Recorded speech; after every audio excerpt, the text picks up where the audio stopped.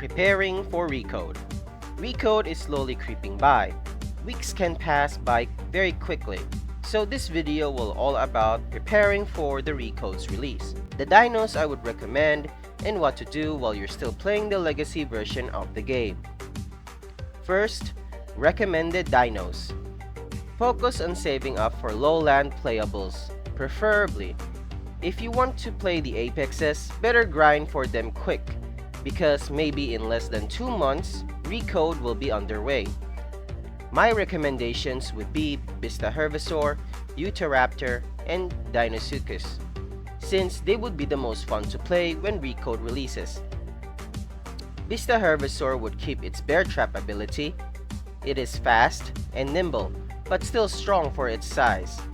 It doesn't require any masteries to obtain as well. Bista can also take on teen Rexes and other apex herbivores before they grow to adult. It would be fast as well to access the new gem caves. Utahraptor, for the obvious reason of it getting the pounce ability. With the rally ability and being in packs, for sure players would have a blast playing as this for fun. When it comes to participating in the new Prismatic Event, this is a fast runner, and is great when reaching ledges and cliffs, where it can only be accessed by dinosaurs that can jump. Aside from Utahraptor, we have Citipati, Gianchangosaurus, and Pachycephalosaurus. Deinosuchus, for the reason of trying the new live grab ability, and with its ambush ability upcoming as well.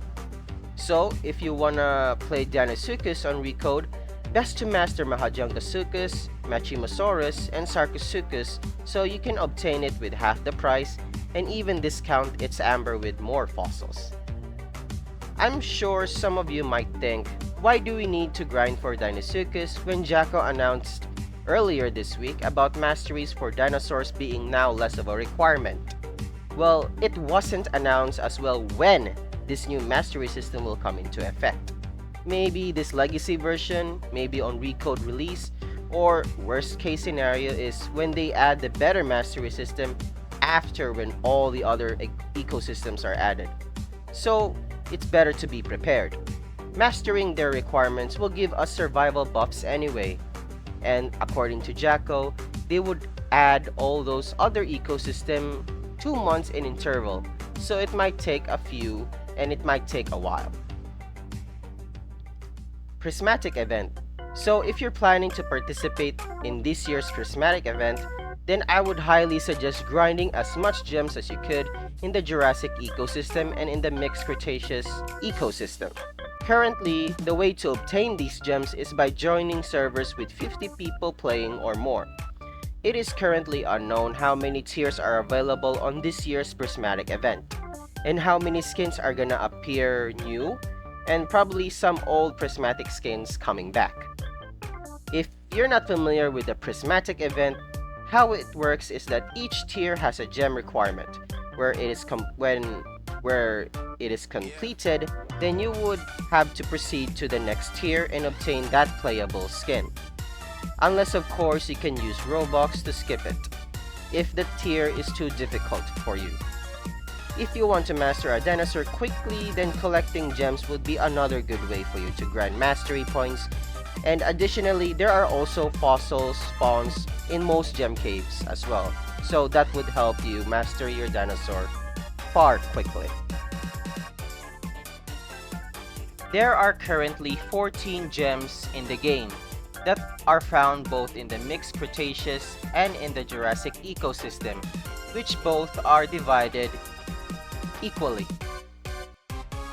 First is we have to look at the mixed Cretaceous or the archipelago ecosystem, where the gems Amethyst, Sapphire, Melanite, Rhodolite, Peridot, Aquamarine, and Topaz gems are found. You have to assume that every cliff and every ledge inside these caves require or has fall damage, or else your dinosaur would lose its life.